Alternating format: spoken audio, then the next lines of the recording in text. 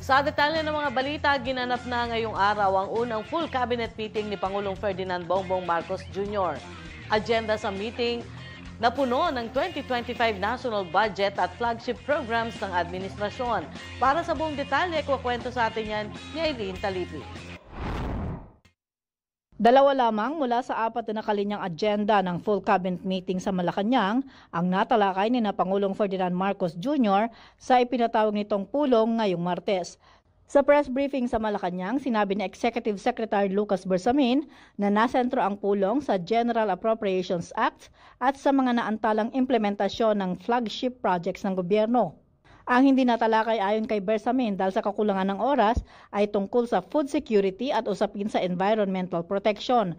Sinabi naman ni Department of Transportation Secretary Jaime Bautista na bahagi ng pulong ay mga natukoy na priority projects ng Pangulo na kailangang mapondohan kaya titingnan kung saan kukunin ang mga ito.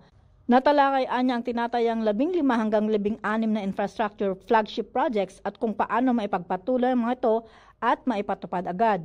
Sinabi ng kalihim na sa ilalim ng DOTR ay mayroong 69 na infrastructure flagship projects mula sa 186 na proyektong inaprobahan ng NEDA Board na dapat maipatupad, kabilang na dito ang North-South Commuter Railway, Metro Manila Subway Project, MRT-4, MRT-7, LRT-1 Extension, New Cebu International Container Port, Mindanao Railway at iba pa.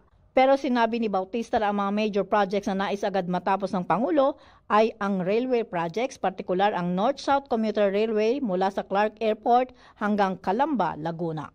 Ako si Aileen Taliping para sa Kwentong Politiko.